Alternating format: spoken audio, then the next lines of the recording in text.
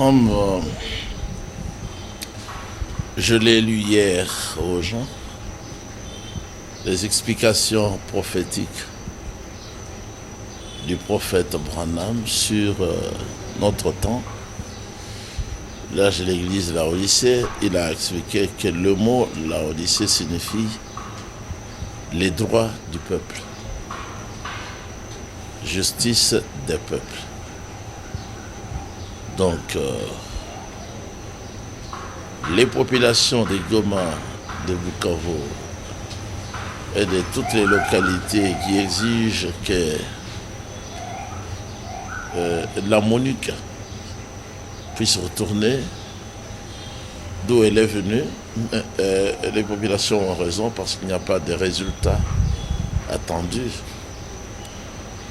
Suite aux découvertes et à la compréhension de la situation actuelle, donc ceux-là de la MONUC ou la MONUSCO, ils peuvent changer de nom, ils sont complices dans les mauvaises choses qui se font là-bas, dans les vols et les tueries, ils s'enrichissent. S'ils ont été découverts, qu'ils retournent chez eux, c'est tout. Donc le peuple là-bas a raison, c'est son droit, c'est le peuple qui est propriétaire aussi de ce territoire-là. Ce qu'il exige doit lui être accordé pour qu'il y ait la paix et la joie. J'ai suivi, mais c'était la nuit pendant que je dormais ou que j'essayais de commencer le sommeil. Mais je n'ai pas pénétré bien le message ou la réunion elle-même. Mais en tant que tel, c'est-à-dire qu'en tant que Congolais, ça ne peut que me donner la joie que notre pays soit reconsidéré comme étant capable de gérer la situation des pays de l'Afrique centrale. C'est un sujet de joie. Et notre prière est que Tshisekedi puisse bien gouverner, c'est-à-dire œuvrer en tant que président de cette association, qu'il demande aussi à être aidé par les États de l'Afrique centrale pour chasser les voleurs qui sont à l'Est. C'est un message légitime qui devait être donné en pareil moment, c'est vrai. Il est intelligent, le président, lorsqu'il demande à ces gens-là de retourner chez eux. Ils doivent retourner chez eux. Nous ne les avons pas appelés. Ils ne sont pas en visite aussi chez nous. Ce sont des fraudeurs, des brigands, des voleurs. Eh bien, ils doivent retourner chez eux. Même le Seigneur ne veut pas qu'ils demeurent dans notre territoire pour commettre tout ce qu'ils sont en train de commettre. Non, je ne peux pas partager les mêmes idées que celui qui est brutal. C'est de la brutalité. Cela dénote peut-être la genèse de leur parti politique. Il est issu d'où, avec quelle conception. Ils suivent quel leader derrière. Si le leader a été brutal, ils doivent aussi être brutaux. Et puis s'il croit qu'il est démocrate, pourquoi il dit qu'il faut chasser? Il faut chasser Tshisekedi du pouvoir. Tshisekedi n'a pas utilisé la manigance, il n'a pas pris les armes, il n'a tué personne, il n'a pas tué l'ancien chef de l'État pour prendre le pouvoir afin qu'aujourd'hui, s'il a échoué, on puisse le chasser. Non, il doit éduquer les membres de leur parti politique, s'ils sont là, à attendre le temps des élections pour que lui et Franck Diongo soient élus comme président, pouvant succéder à Tshisekedi que nous avons déjà trouvé comme étant un homme important. Et puis un homme qu'il fallait aujourd'hui parce qu'il a traduit les idées de son père, même si ce n'est pas exactement la même chose. Bon, son père était radical, Tshisekedi est démocrate au milieu, il n'est pas radical. Il ne s'en prend pas à ceux qui l'ont persécuté ou qui ont persécuté son père jusqu'à la mort. Il n'est pas rancunier. C'est un type bien, c'est un Kassaïen du centre, un vrai Congolais devant diriger les choses du Congo. Bon, mais maintenant quand on dit que la gratuité dans l'enseignement a échoué, mais ça a échoué sur quel plan? Parce que les enfants ont étudié malgré la maladie qui est venue de la Chine et de l'Occident également. Les enfants ont terminé, ils sont en vacances. C'est ce qu'il a bien fait. Le début d'un système de gratuité qui est quelque chose de salut, de délivrance pour beaucoup de familles, même pour les familles de Franck Diongo. Ces enfants, s'ils sont écoliers, ils doivent avoir étudié gratuitement toute l'année. Moi qui ai plusieurs enfants, j'étais très bien soulagé. J'avais également la joie d'accompagner mes enfants à l'école, de les laisser, de participer aussi aux actions, là où ils étudient à l'Athénée de la Gombe. Parce que ça nous appartient à nous tous, le rétablissement ou la restauration de l'ordre scolaire. Bon, mais tu sais qu'il va réussir. Si il sera réélu pour un second mandat, il va aller plus loin parce que pour le moment, il étudiait d'abord le terrain. Il étudiait, il voulait voir où se situe Satan, l'opposant, et qu'est-ce qu'il peut faire dans l'avenir. Comme il est parvenu sans armes à mettre de côté une grande partie de ceux qui lui jetaient la peau de banane dans son voyage d'administration, eh bien il va aller plus loin. Lorsque nous faisons nos courses pour aller visiter les terrains à acheter au-delà de Kinkole et au-delà de Lancélé, nous sommes toujours émerveillés de nous croiser avec les bus en très bon état, hein, en grand nombre qui transportent les gens pour de longues distances, à 500 francs seulement. Ça, ce sont des choses qu'on n'avait jamais vues depuis l'époque de Mobutu. Moi, j'ai vécu à l'époque de Mobutu, j'ai vécu à l'époque de Kasavubu, parce que je suis né en 1953. J'ai vécu à l'époque de Kabila II, hein, Kabila I, Kabila II. Il n'y a que Tshisekedi Etienne qui avait cette émergence d'intelligence. Eh bien, il a été éliminé à cause de son intelligence. Son fils a pris le pouvoir. Quiconque n'aime pas son fils ne lui pardonne pas pour des fautes, alors il doit être mauvais. Ceux qui critiquent Tshisekedi aujourd'hui, s'ils sont à sa place, ils ne feraient pas mieux. Ah mais voilà, ce sont là les faits victorieux d'un homme intelligent. Parce que ces mamans qui accouchent dans des hôpitaux, ils mettent au monde, pour le pays, les enfants. Ça devait être comme ça. Et que le Seigneur bénisse Tshisekedi.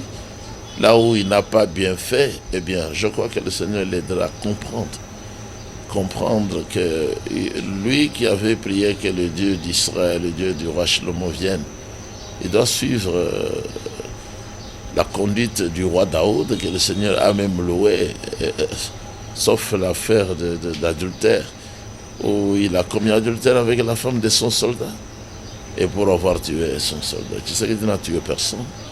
Il n'a pris la femme de personne. Eh bien, s'il veut se marier encore, il peut toujours se marier, comme Shlomo. La Bible n'interdit pas d'être polygame. Mais,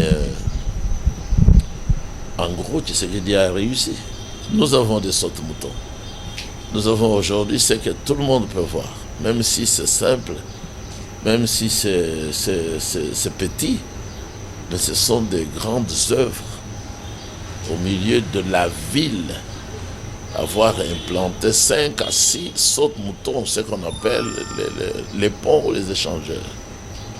Que le Seigneur bénisse Tshisekedi. Que ce soit les opposants, qui ne s'opposent à rien du tout, mais qui ne sont que des jaloux, que ce soit leurs enfants. Tout se monte sur les sautes-moutons. Mais ils ne devaient pas attendre d'être exclus du parti pour le dire. Devait le dire dès le départ s'il était juste déclencher le combat en étant à l'intérieur. Etienne Tshisekedi a déclenché le combat contre Mobutu en étant aux côtés de Mobutu. Donc quand quelqu'un est à l'extérieur, nous connaissons ça dans l'église. Nous connaissons ça dans l'église. Judas qui est allé trahir le Seigneur à côté, qu'est-ce que le Seigneur lui avait fait? Et aujourd'hui, Tshisekedi, qu'est-ce qu'il doit avoir vraiment fait de mal à Kabound et autres? Donc, s'il trouve que Tshisekedi a mal fait, bon, qu'il aille contacter la justice, suivre les normes, au lieu d'attaquer quelqu'un seulement par jalousie, sans autre. Oui, le peuple congolais est appelé à entrer dans le message du temps de la fin, qui nous éclaire sur toutes les situations, les événements du temps de la fin. Un prophète a été envoyé pour précéder la seconde venue de Christ, c'est William Marion Branham, qui a ouvert tous les mystères de cette chose. Seulement, il a dit que le septième son n'a pas été révélé. C'est ça qui amènera Christ sur la terre pour gouverner pendant 1000 ans sur la terre. Mais le message de cette sceau véhicule maintenant, circule sur toute la terre. Nous connaissons qui est Dieu. Nous connaissons où est son église. Ce n'est pas l'église catholique. Nous connaissons comment doit se pratiquer le baptême au nom du Seigneur Yeshua HaMashiach. Nous savons que les femmes ne peuvent pas avoir le droit de prêcher la parole dans l'église. Non, elles ne peuvent pas aussi avoir le droit de faire la loi. Nous savons que le port de pantalon chez les femmes est condamnable. Tout ça, tout ce que la Bible condamne, nous les condamnons également. Mais si vous voulez aller au ciel, vous devez vous distancer de votre religion traditionnelle qui est mondaine, une fabrication par la main des hommes, et entrer par la nouvelle naissance dans la véritable église pour être lavé de toutes les mauvaises pensées, pour vous tourner vers Christ totalement. Et finalement, vous serez rempli du Saint-Esprit. Christ vient, il nous enlève pour le mariage au ciel. Le millénium est sur la terre. La guerre qui a déjà commencé ira grandissante jusqu'à Armageddon pour que toutes les grandes puissances de la terre soient définitivement effacées de la carte géographique par la Russie. Dieu utilise la Russie selon Ézéchiel 38-39 pour mettre fin au monde, au système américain, au système romain, et ainsi de suite. Et eux-mêmes, ils seront détruits en Israël. C'est le Seigneur, c'est Israël, c'est l'Église véritable qui vont régner pendant 1000 ans, selon Apocalypse 20, depuis le verset 4 jusqu'en bas. Que Yahweh vous bénisse. Priez pour votre chef de l'État, qui est Tshisekedi, afin qu'il réussisse. Parce que si Tshisekedi ne réussit pas, c'est vous, la population, qui avez échoué. Parce que Tshisekedi est un produit de la population congolaise. Donc il faut le soutenir. Si vous avez même des moyens, mettez aussi vos moyens à l'œuvre afin que le peuple réussisse. Il faut que la justice de la population émerge davantage, comme les gens de l'extérieur sont en train de choisir toujours Tshisekedi. D'autres présidents avaient dit qu'il devienne notre roi, nous serons tous derrière lui.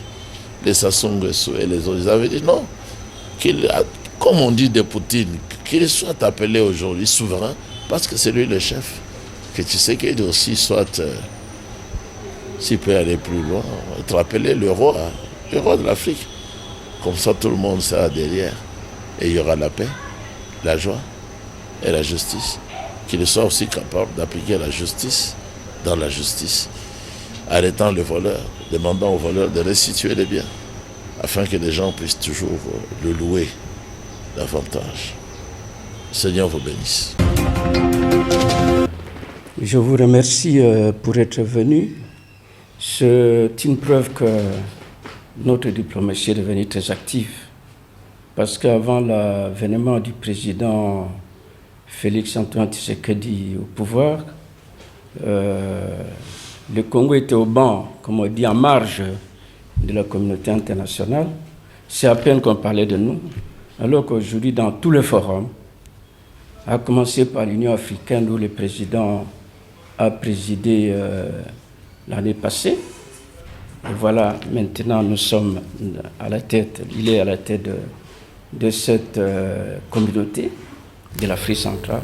Donc, la meilleure impression que j'ai, c'est que la diplomatie marche bien et le monde entier nous regarde avec beaucoup d'espoir. Oui, je crois que le mandat du président était placé sous le thème de la culture. Et vous avez vu que certains pays africains comme le Bénin ont vu leurs œuvres d'art qui étaient gardées en métropole, dans les anciennes puissances coloniales rentrées. Et chez nous, le processus s'est déclenché. Le roi Philippe est venu, il a remis symboliquement une œuvre d'art de Bassoukou. Bassoukou, c'est chez moi au Kouilou. Ça a été pour nous vraiment, pour les Koulouas, ça a été un grand honneur. Et je te dis que le président donc a accompli cette mission. Et maintenant, il a assisté à plusieurs forums en tant que président de l'Union africaine. Je pense notamment à Sotier en Union soviétique et puis en Grande-Bretagne. Donc, nous étions bien représentés et il a fait ce qu'il fallait. Voilà. Et aujourd'hui, notre espoir, c'est que le président va consolider, va apporter un plus dans la communauté de l'Afrique centrale. Parce que quand nous parlons de toutes ces petites réunions, que ce sont des communautés au niveau de la sous-région ou continentale, comme l'accord de libre-échange continental africain, dont nous avons remis les documents ratifiés, tout cela, c'est pour que l'Afrique puisse s'intégrer de plus en plus, de manière à atteindre son agenda, l'agenda 2030, qui est d'arriver à l'unité africaine. Donc, je vois que le président est sur la bonne voie. Et nous lui souhaitons donc un bon mandat à la tête, si vous voulez, de la communauté économique des États d'Afrique centrale. Oui, quand vous constatez, vous allez voir que nos structures économiques sont identiques. Nous produisons à peu près les mêmes produits. Il y a certains pays qui ont une avance, notamment dans l'industrialisation. Mais ce que nous recherchons dans ce comité sous-régional, c'est surtout faciliter le commerce transfrontalier pour que les peuples du Congo, Kinshasa, avec Congo-Brazzaville, Angola, ou encore le Burundi, le Rwanda, le Soudan, Centrafrique, tous ces 9 États qui nous entourent, que les petits peuples puissent traverser facilement la frontière pour aller vendre ce qu'ils produisent. Donc au niveau vraiment de ces communautés-là, le grand acquis, c'est de faciliter au peuple de pouvoir commercer. Donc voilà, c'est ça. Et puis, dans la philosophie africaine, c'est que on est dans ce qu'on appelle c'est l'initiative des cercles concentriques. Vous avez les sous-régions et puis régions, jusqu'au moment où nous allons atteindre l'intégration totale de l'Afrique. Donc c'est par étapes. Ça, c'était la grande hantise qui dominait lorsque on devait adhérer notamment à l'accord de libre-échange continental africain. Et on se disait que non, nous on a des structures économiques qui ne sont pas mûres, nous risquons d'être envahis. Mais vous savez, par exemple, dans cet accord, on a accordé 10 ans. Donc nous avons encore 10 ans de travail, c'est-à-dire 10 ans pour mener des réformes audacieuses, de manière que les investisseurs viennent chez nous, qu'ils puissent transformer nos matières premières, de manière que nous puissions exporter vers d'autres pays des produits semi-finis. Donc, il ne faut pas avoir peur. Il ne faut pas avoir peur. C'est qu'il faut continuer avec les réformes. Parce que si on arrête les réformes, alors là, nous allons être envahis. Mais si nous continuons avec des réformes, c'est-à-dire que le climat des affaires est assaini, les investissements affluent. Nous allons voir, par exemple, à la zone de Maluku. Oui, il y a, je crois, Coca-Cola, Pepsi, qui va produire des produits. Donc désormais, au lieu que les pays qui nous entourent, ils vont consommer du Pepsi produit made in RDC. Donc ça fait que maintenant nous allons exporter. Finalement, les importations, on ne peut pas éviter les importations. Parce que le problème, c'est ce qu'on appelle les avantages comparatifs. Nous allons tendre vers là. Qu'est-ce que nous pouvons produire de mieux pour gagner, pour occuper plus de grandes parts du marché? Donc nous ne devons pas avoir peur. Je crois, heureusement, j'ai constaté, j'étais au Parlement, notamment à l'Assemblée nationale et au Sénat, lorsque les débats ont eu lieu il y a eu beaucoup d'opposition, mais dans la suite, les gens étaient convaincus que le Congo, qui est la locomotive de l'Afrique, donc le Congo ne peut pas rester à la traîne. Nous devons être toujours à l'avant. C'est nous qui devons tirer. L'économie africaine est appelée donc, au regard des ressources que nous avons, au regard des potentialités que regorge notre pays, c'est nous qui devons être donc à l'avant pour tirer les autres économies. Et je crois que cette vocation sera accomplie parce que nous sommes en train d'attirer avec les zones de libre-échange comme Maluku, il y a Lubumbashi, il y a Kananga, je crois, beaucoup Kisangani, il y en a, je crois, autour de 9. Donc tout ça, ce sont des zones qu'on a créées pour que les investisseurs viennent, parce que lorsqu'on entre dans une zone de libre-échange, là, on ne paie ni droit de douane, ni impôt. Donc, or, un investisseur, qu'est-ce qu'il recherche? Il recherche un maximum de profit, de lucre. Alors, lorsqu'il n'y a pas d'impôt, il n'y a pas de douane, mais il saute à l'occasion. Et nous constatons qu'il y a beaucoup d'entreprises qui sont annoncées, qui viendront. Donc, nous sommes, disons, sur la bonne voie. Ce que nous devons faire, c'est maintenir l'esprit des réformes. Oui, c'est vrai que les voies de communication constituent un goulot d'étranglement, notamment pour les échanges interprovinciaux, mais le programme de développement local, communément appelé des 145 territoires, prévoit pour chaque territoire, donc, il y a des routes d'intérêt. Il y a d'abord les routes des recettes agricoles, et puis il y a les routes qui doivent, ce que nous appelons un peu les nationales ou interrégionales. Donc, je crois qu'il y a un programme, je ne crois pas, mais j'ai dit il y a un programme qui est fait justement pour essayer un peu de révolutionner les voies de communication chez nous. Parce que les Congolais, ils ne voyagent pas. Les touristes n'est pas très développé. Tout cela, c'est parce que les voies de communication, vous ne pouvez pas, d'ici pour aller, même si vous faites 100 km, vous allez être embourbé. Donc, il y a un programme de l'Office de route et il y a le programme surtout de développement des 145 territoires qui a pris en compte ce facteur, qui est un facteur réel. Vraiment, c'est un facteur réel, mais je suis sûr que le gouvernement en a pris conscience et des solutions idoines seront trouvées pour que le pays soit en phase de pouvoir faciliter les échanges interprovinciaux. Non, mais écoute, mon cher ami, ce n'est qu'une bonne chose. Nous sommes, on dit, nous sommes un scandale géologique. Mais s'il n'y a pas un investisseur pour creuser les mines, la mise en valeur, si ce n'est pas mis en valeur, vous n'avancez pas. Donc, on a besoin que l'ambition du pays est de devenir un pays producteur. Pourquoi nous ne pouvons pas rejoindre, par exemple, l'OPEP? Donc, l'ambition, c'est que le pétrole. Nous avons énormément de réserves de pétrole. Ici où nous sommes à Kinshasa, la cuvette centrale, de Kinshasa, vous allez juste vers Kisangani. Tout ça, c'est le pétrole. Vous prenez l'Est, Albertine, vous prenez les Grands Lacs, ça c'est le pétrole. Donc partout, on a du pétrole. Vous prenez le littoral pacifique, plutôt atlantique.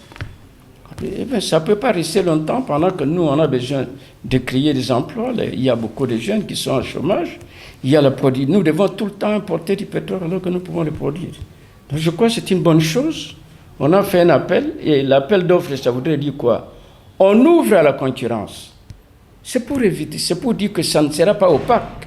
C'est au plus offrant. Si vous pensez que pour exploiter ces puits pétroliers, il faut 1 million. Il y a quelqu'un d'autre qui a vendu 2 millions, 3 millions. On prend celui qui a vendu 3 millions. Donc c'est une bonne chose. Je crois qu'on ne doit pas garder. C'est vrai que nous devons avoir des réserves. Parce qu'on ne va pas tout exploiter à la fois. Il y a les générations futur dont il faut tenir compte. Mais il y a beaucoup de matières premières qui ne sont pas exploitées par manque du capital. Et donc, je dis, cet appel d'offres pour exploiter le pétrole, c'est une aubaine pour la création des emplois, la création des richesses et bien sûr des revenus. La population mondiale, je crois, c'est 9 milliards. On aura toujours besoin du pétrole. On en aura tout. Ne pensez pas que tout va fonctionner sur l'énergie, comme vous dites, comment verte. Hein? Non, on aura toujours besoin du pétrole. C'est vrai que la part du pétrole dans la consommation de l'énergie va de plus en plus se réduire, mais on aura toujours besoin de pétrole. Donc, il ne faut pas penser que nous sommes en retard. Absolument pas. Vous voyez ce qui se passe avec la guerre Ukraine-Russie. Si nos puits ici étaient déjà exploités, mais ça allait être un marché de plus. Donc, je ne pense pas que la révolution verte puisse rejeter aux gémonies le pétrole. Le pétrole sera toujours utile aux industries et à toutes sortes d'usages. Je crois que l'une des grandes résolutions de cette conférence était de reconnaître, de demander au M23 de se retirer notamment de là où elle se trouve, notamment à Bougana. Hein? On demande donc, le problème de la sécurité a été abordé. On ne peut pas faire le commerce sans la sécurité. D'abord, la sécurité, c'est la condition sine qua non, non seulement pour le commerce, mais pour toute activité humaine. Donc c'est un sujet qui préoccupe les gens et nous sommes contents que les participants à cette réunion ont tenu compte de la revendication congolaise qui est d'éloigner le M23 le plus vite. Qu'elle rentre là où elle était venue, cette structure armée. Si elle est venue, je ne sais, du Rwanda ou du Burundi ou je ne sais pas quoi, qu'elle rentre. Nous voulons la paix au Congo, nous voulons que les Congolais puissent vaguer à leurs occupations, notamment à la partie de l'Est du pays, parce que c'est là où les populations souffrent depuis plus de 20 ans. Donc, c'est une préoccupation de toutes les organisations, même à l'ONU.